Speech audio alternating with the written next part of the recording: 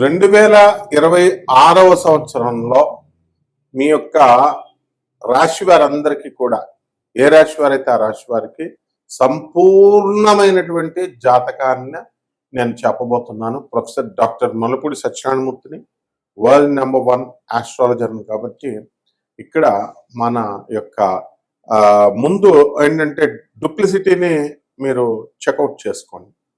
అందువల్ల నేను చెప్పినటువంటి ఈ యొక్క వీడియోస్లో చాలామంది మరి నా ఫోన్ నెంబర్ కింద నాది గూగుల్లో టైప్ చేస్తే నా ఫోన్ నెంబర్ కోసం వచ్చిన వేరే నెంబర్లు రావడం, అలాగే వేరే జ్యోతిష సెంటర్లు అన్నీ కూడా నాకు లింక్ చేయడం, ఇలా రకరకాల నా వాయిస్తో వేరే వాళ్ళు నేనేనని చెప్పి నా వాయిస్ కాకపోయినా వాళ్ళు మాట్లాడడం ఇలా చేస్తున్నారు. నాకు ఒకటి మనది కార్పొరేట్ ఆఫీస్ అమెరికాలో మంజుష గారిని మా పిఏ ఉంటారు.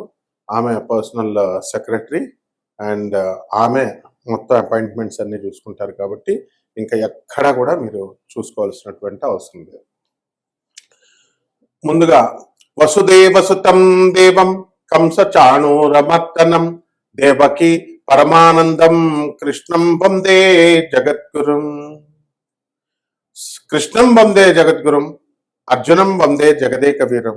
ఓం శ్రీ రాధాకృష్ణాభ్యాం నమః.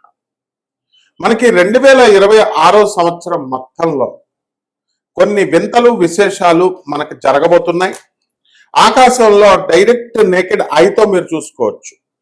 ఆ ఆకాశంలో జరిగేటటువంటి ఆ గ్రహాల సంపుటిని బట్టి 12 రాసుల వారికి కూడా వివిధమైనటువంటి ఫలితాలు జరుగుతాయి. జనవరి 10వ తేదీ 2026 సంవత్సరంలో గురుడు ఆపోజిట్ డైరెక్షన్ లో ట్రావెల్ చేస్తాడు. ఇక్కడ భూమి ఏమో గురుడికి సన్కి రవికి మధ్యలో ట్రావెల్ చేస్తుంటే గురుడు ఆపోజిట్ డైరెక్షన్ లో వెళ్తాడు. దీనివల్ల గురుగ్రహానికి అధిపతి అయినటువంటి ధనుస్సు రాశి, అలాగే మళ్ళీ మీనరాశి వారికి కొన్ని ఇబ్బందులు ఉంటాయి.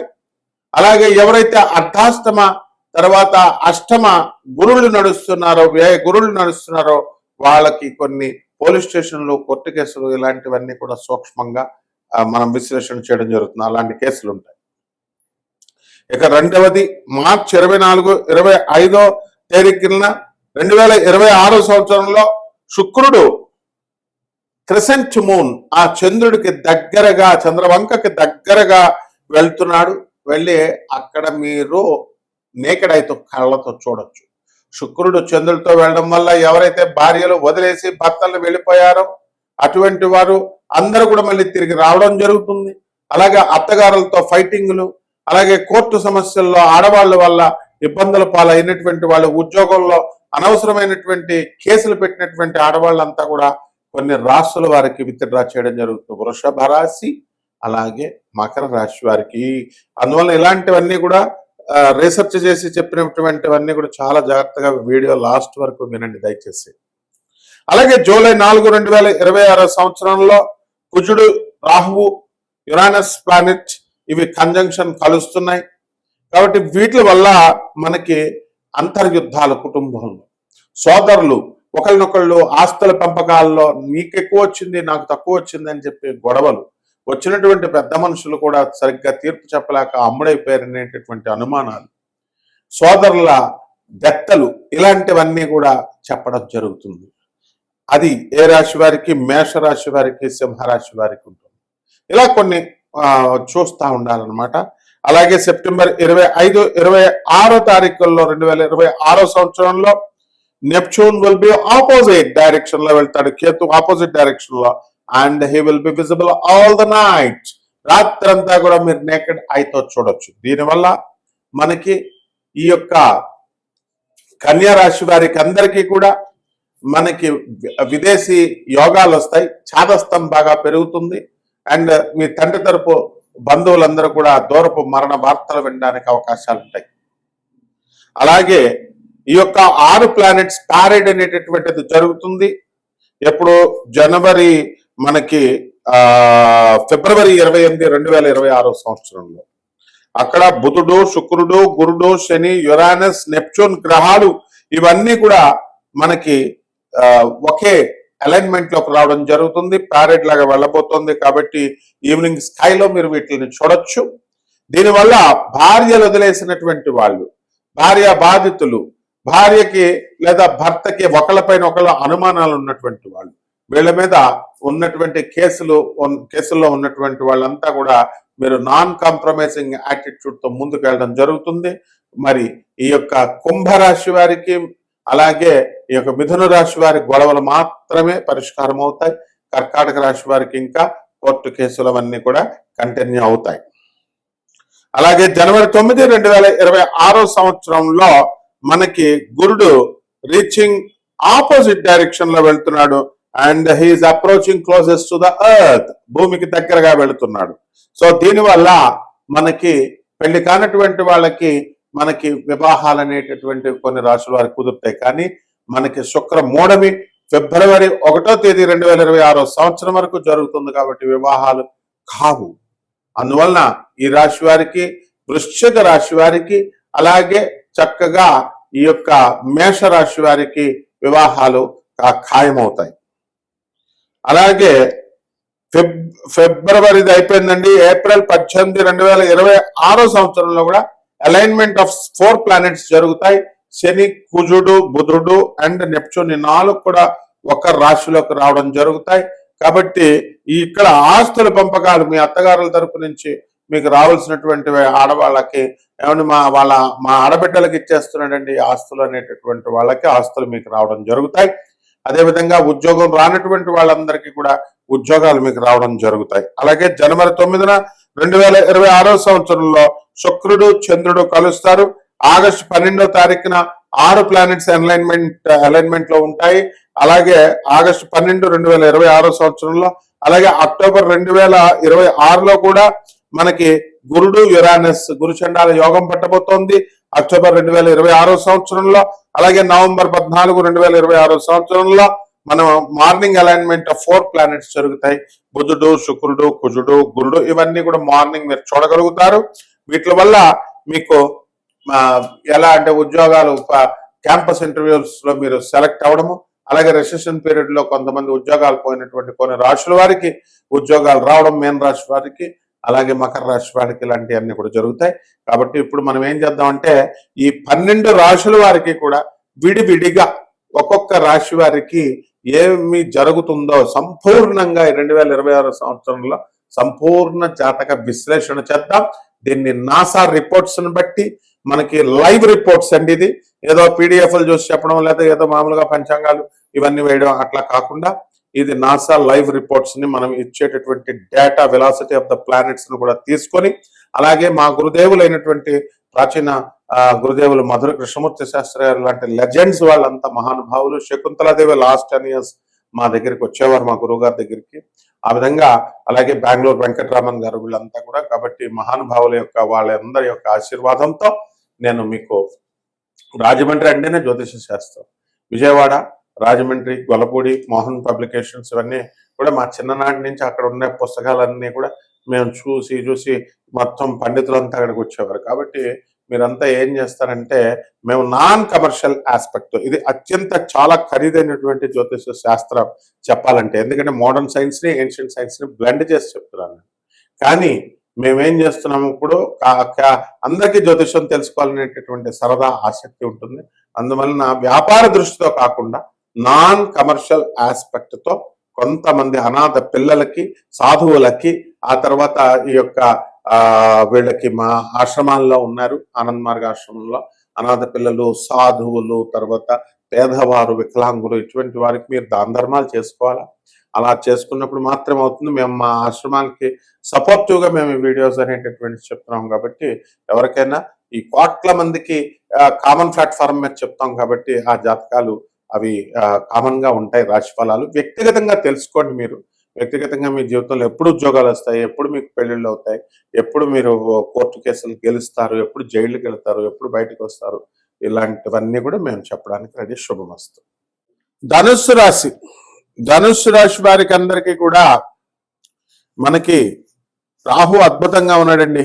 సోదరులు తెగ బిజినెస్లు చేసుకుంటారు కలిసి, ఒకళ్ళొకళ్ళు స్వీట్లు తినిపించుకుంటారు, అన్యోన్య దాంపత్యాలు సోదరులు. మరి అటువంటి వాళ్ళందరూ కూడా మరి ఆస్తుల పంపకాల్లో కూడా వెరీ ట్రాన్స్పరెంట్ గా ఉంటారు ధనుసు రాశి వారికి. అర్ధాష్టమ శని జరుగుతున్నాడండి. ఈ శని మరి కంటిన్యూస్ గా 130 రోజులు 2026 సంవత్సరంలో కూడా ఉండడం జరుగుతుంది. 27 జూలై నుంచి రెట్రోగ్రేడ్ లోకి మనం మీనరాశిలోకి శని వెళ్తాడు. మళ్ళీ 11 డిసెంబర్ నుంచి డైరెక్ట్ అవుతాడు మీనరాశిలో. ఈ విధంగా ఉండడం వల్ల పనులు కొంచెం ఆలస్యంగా ఉంటాయి. ఆదాయాలు బ్రహ్మాండంగా పెరిగిపోతాయి ధనుసు రాశి వారికి. వ్యాపారాలు కొన్ని కోట్ల రూపాయలు మేము అప్పులు తెచ్చి కట్టామండి, బిజినెస్లు చేస్తున్నామండి అనేటటువంటి వాళ్ళందరికీ కూడా ఊరట లభిస్తుంది. వ్యాపారాలు బాగా చేస్తారు. బంగారపు షాపులు, వెండి షాపులు బాగా పుంజుకుంటాయి. జెమ్స్, కాస్మెటిక్స్ బిజినెస్ లో అందుకుంటాయి. రియల్ ఎస్టేట్ రంగం కూడా మంచి బ్రహ్మాండంగా ఉంటుందన్నమాట. అలాగే నవంబర్ 25వ తేదీ దాటిన తర్వాత మనకి ఈ యొక్క కేతువు, మీన్ కేతువు కర్కాటక రాశిలోకి వెళ్ళడం జరుగుతుంది. తద్వారా ఈ ధనుసు రాశి వారికి అందరికీ కూడా అష్టమ కేతువు వల్ల డిప్రెషన్ ఎక్కువగా ఉంటుంది. లవర్స్ హ్యాండ్ ఇస్తారు. కాబట్టి వీళ్ళంతా కూడా డిప్రెషన్ లోకి వెళ్ళి మందు బాటలు పట్టుకుని అందరూ కూడా చాలా మంది గోచార రీత్యా ఇవి చెప్తున్నాము. వ్యక్తిగత జాతకాల్లో ఈ కేతు బాలున్న వాళ్ళందరూ కూడా తాగుబోతులు అయిపోతారు. అది తాగుబోతు అయిపోవడం పెద్ద విషయం కాదండి. డిప్రెషన్కి వెళ్ళిపోవడం పెద్ద విషయం కాదు. ఇవన్నీ రాకుండా మీరు చూసుకోవాలా. విద్యార్థులు ముఖ్యంగా లవుల్లో పడకండి. చక్కగా అందరూ ఇంజనీరింగ్, మెడిసిన్లు అని చెప్పి మిమ్మల్ని చదివిపిస్తుంటే మీకు ఇష్టం లేకపోతే చదవలేకపోతున్నారు. హోటల్ మేనేజ్మెంట్ చాలా మందికి ఇంట్రెస్ట్ ఉంటుంది. చెఫ్లు అవుతారు, మంచి చెఫ్లు, విదేశాలకు వెళ్తారు. చదువుకోండి, మీకు ఏది నచ్చిందో అది చదువుకోండి. ఎవరిని ప్రేమించాలనుకుంటే వాళ్ళని ప్రేమించండి. తాగాలనుకుంటే తాగేసేయండి, కానీ బట్ లిమిటెడ్ గా ఉండాలి. ఆ తర్వాత ఏ ఆర్గనో, ఏ లివరో, ఏ కిడ్నీయో పోతే అప్పుడు మీరే మానేస్తారు. కాబట్టి దీనికోసం పెద్ద లెక్చర్లు పెట్టి తాగకూడదు, కౌన్సిలింగ్లు ఇలాంటివన్నీ పేరెంట్స్ ఇవ్వడం వల్ల అసలు నిజమైనటువంటి కౌన్సిలింగ్ భయం పోతుంది పిల్లలకి.